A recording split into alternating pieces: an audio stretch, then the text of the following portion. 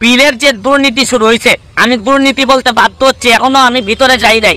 কারণ হচ্ছে গিয়ে একই বাসায় একই মানুষের কিভাবে 1300 আর 4000 কেমনে বিল হয়, এইটা আমি মানুষ দেখেন এই বিলের কাগজ ছাড়া আমি কথা বলতে চাই না। জোট সরকারের সময় অন্ধকারে 17 ঘন্টা ছিলেন, উনি বিদ্যুতের দামের কথা বলেন। মাননীয় সংসদ সদস্য, আপনার স্পিকারের মাধ্যমে আমি জানতে চাই তার কাছে, উনি ভুলে গেছেন। আরে অন্ধকারে থাকার যে কষ্ট, আরে সেই কষ্টের কথা বলেন। মাননীয় স্পিকার, আপনার কাছে অনুরোধ করি, আল্লাহর হস্তে সংসদ সদস্যরা বিদ্যুৎ জ্বালানি নিয়ে কথা বলেন না। আমি জানি না কোন মুখে আপনারা কথা বলার সাহস করেন, হয়তো লজ্জা শরমের অধিকার আপনাদের মধ্যে নাই। সম্মানিত দর্শক শ্রোতা, আসসালামু আলাইকুম। এবার সংসদে বিদ্যুৎ নিয়ে কথা বলেছেন ব্যারিস্টার সুমন। ব্যারিস্টার সুমন প্রত্যেকটা স্থানে প্রত্যেকটি জায়গায় যে পরিমাণ দুর্নীতি চলছে, এই সমস্ত দুর্নীতিগুলো ব্যারিস্টার সুমন সংসদে তুলে ধরেন। আজকে বিদ্যুৎ নিয়ে কি কথা বলেছেন এবং বিদ্যুৎ প্রতিমন্ত্রী এর পরিপ্রেক্ষিতে কি উত্তর দিয়েছেন, আজকের এই ভিডিওটি দেখলে আপনারা বুঝতে পারবেন। ব্যারিস্টার সুমনকে ভালোবাসা কৃষক, শ্রমিক, জনতা, ছোট বড় সকলেই এই ব্যারিস্টার সুমনকে পছন্দ করেন এবং ভালোবাসেন। ব্যারিস্টার সুমন সংসদে যেভাবে দুর্নীতিগুলো তুলে ধরে, এই দুর্নীতি তুলে ধরলে ব্যারিস্টার সুমনের ভবিষ্যৎ প্রজন্ম কেমন হবে, এমন ধরনের প্রশ্ন কিন্তু অনেকের মনেই জাগে। কিন্তু আজকে ব্যারিস্টার সুমন বিদ্যুৎ প্রতিমন্ত্রীকে কি ধরনের কথা বলেছেন এবং বিদ্যুৎ প্রতিমন্ত্রীকে কিছু প্রমাণস্বরূপ বিদ্যুতের বিলের কাগজ নিয়ে এসেছেন, এই কাগজ দেখে দেখে কিছু কথা বলছেন। এর পরিপ্রেক্ষিতে বিদ্যুৎ প্রতিমন্ত্রী তার উত্তরে কি বললেন, আসুন সেই ভিডিওটি ঘুরে দেখে আসি। মাননীয় সদস্য জনাব সৈয়দ সাইদুল হক হবিগঞ্জ 4 সম্পূরক প্রশ্ন। ধন্যবাদ মাননীয় স্পিকার। মাননীয় স্পিকার, এই প্রশ্নের ব্যাপারে, এই সম্পূরক প্রশ্নে আমি মাননীয় প্রধানমন্ত্রীর দৃষ্টি আকর্ষণ করছি। কেন আমার বিরুদ্ধে এইরকম নির্যাতন চলতেছে? আমার এটা হচ্ছে গিয়ে অক্টোবর সেপ্টেম্বর মাসের বিল। আমার এক একটা বিল, এই মাসে বিল আসছে হচ্ছে গিয়ে 3300, এর আগের মাসে আসছে 1300, এর আগের মাসে আসছে 270। এর মানে হচ্ছে গিয়ে নিশ্চয়ই কোনো একটা ঝামেলা হয়েছে, নাইলে আমার ছেলেও নাই, মেয়েও নাই, বউ বাচ্চা কেউই নাই, আমি একা থাকি আমার পিএসএ নিয়ে বাসায়। আমার বাসায় কেন হঠাৎ করে 1500 আর হঠাৎ করে 3000 বিল আসবে? কারণ বাংলাদেশের এটা শুধু আমার কথা না, এটা সারা বাংলাদেশের বিভিন্ন জায়গায় যেভাবে এই বিলের যে দুর্নীতি শুরু হয়েছে, আমি দুর্নীতি বলতে বাধ্য হচ্ছি, এখনো আমি ভিতরে যাই নাই। কারণ হচ্ছে গিয়ে একই বাসায় একই মানুষের কিভাবে 1300 আর 4000 কেমনে বিল হয়, এইটা আমি মানুষ দেখেন এই বিলের কাগজ ছাড়া আমি কথা বলতে চাই না। কাগজ আমার কাছে 5 মাসের কাগজ জমা হয়েছে, এই জন্য আপনাদের সামনে দুইটা কথা বলতে চাই। আবার কত বড় দেখেন, শেখ হাসিনার উদ্যোগ, ঘরে ঘরে বিদ্যুৎ, শেখ হাসিনার নাম ব্যবহার করে এরা এই বাটপারি শুরু করছে। এই করোনাকালীন সময়ে আমি বাসায় ছিলাম না, আমি আমার গ্রামের বাড়ি ছিলাম।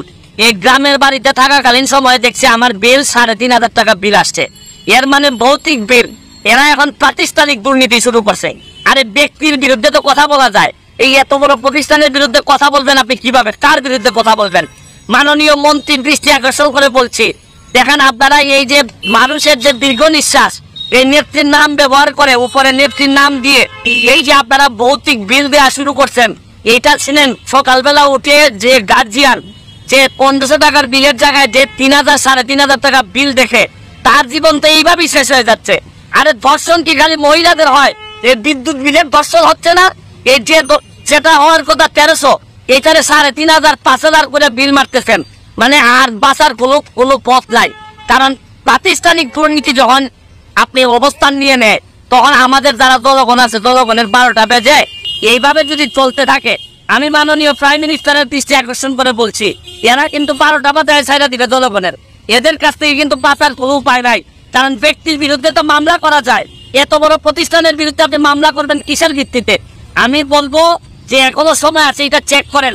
কারণ করোনাকালীন সময়ে এদের বিরুদ্ধে অভিযোগ আসছিল, এরা যা মন ধরে বিল দিচ্ছে, পরে আবার কেউ বলে যে ম্যানেজ করছে, অ্যাডজাস্ট করছে। এইভাবে একটা দেশ চলতে পারে না। কারণ আমার তো ব্যারিস্টার মানুষ, আমি বিল দিয়ে দিতে পারবো, অসুবিধা নাই। কিন্তু যারা নিরীহ নির্যাতিত, যারা এই অফিসে চাকরি করে, এরা না তো বিল দিতে কষ্ট হবে, হয়তো এরা অফিসে চাকরি করে বলে পক্ষে বলতে চায়। কিন্তু আমি শুধু বলতে চাই, এইটার ব্যবস্থা গ্রহণ করেন, নাইলে মানুষের দীর্ঘ নিঃশ্বাসে বহুদিন সোনার বাংলা, বহুবন্ধু সোনার বাংলা হবে না। ভালো থাকবেন, সুস্থ থাকবেন। ধন্যবাদ মাননীয় স্পিকার, ধন্যবাদ মাননীয় স্পিকার। মাননীয় স্পিকার, আমার মনে হয় আমি উত্তরটা দেই। উনি অনেক উত্তেজিত হয়ে গেছেন সংসদ সদস্য, অনেকে অনেক সত্য কথা সহজে নিতে পারেন। আমি মাননীয় স্পিকার, আমি চাই এই সংসদে একটা সময় দেন, জ্বালানি নিয়ে কথা বলবো। অন্ধকারে 17 ঘন্টা ছিলেন, সকলে মনে আছে। জোট সরকারের সময় অন্ধকারে 17 ঘন্টা ছিলেন, উনি বিদ্যুতের দামের কথা বলেন। আরে অন্ধকারে থাকার যে কষ্ট, আরে সেই কষ্টের কথা বলেন। আপনাদের সময় বিদ্যুৎ অপচয় কষ্ট কত ছিলেন জানেন? মাননীয় সংসদ সদস্য, আপনার স্পিকারের মাধ্যমে আমি জানতে চাই তার কাছে, উনি ভুলে গেছেন 44%। 44% অপচয় ছিল। অপচয়টা কি মধ্যে পড়ে? দুর্নীতির মধ্যে পড়ে। 3বার দুর্নীতিতে চ্যাম্পিয়ন কি খামাখা হয়েছেন তারা? 5 বার। বাংলাদেশ এখন ক্রিকেটে চ্যাম্পিয়ন হয়, বাংলাদেশ উদাহরণ হয় সারা বিশ্বের কাছে, সাফ চ্যাম্পিয়ন হয়, আর ওনারা করেছেন দুর্নীতিতে চ্যাম্পিয়ন। ঘন্টার পর ঘন্টা শেষ হয়ে যাবে মাননীয় স্পিকার যদি বক্তব্য দিতে হয় তাদের ব্যাপারে। কোনো প্রয়োজন নাই। চাল ডাল গম কি দাম ছিল? আরে ভাই, আপনারা তো হাত ধুয়ে দিতে পারেন না, গুলি করে মানুষ মেরেছে, আবার দামের কথা জিজ্ঞাসা করেন। আপনারা বিদ্যুৎ দিতে পারেন না 17-18 ঘন্টা, কানসাটে আপনারা গুলি করে মানুষ হত্যা করেছেন। আমার এখনো খেয়াল আছে, সাবেক প্রধানমন্ত্রী খালেদা জিয়া গিয়েছিলেন টঙ্গীতে বিদ্যুৎ পাওয়ার প্ল্যান্ট ওপেন করার জন্য, ঢাকায় আসতে পৌঁছতে পারেন নাই, তার মধ্যে বিদ্যুৎ প্ল্যান্ট বন্ধ হয়ে গেছে।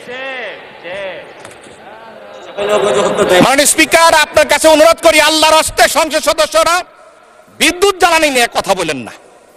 আমি জানি না কোন মুখে আপনারা কথা বলার সাহস করেন।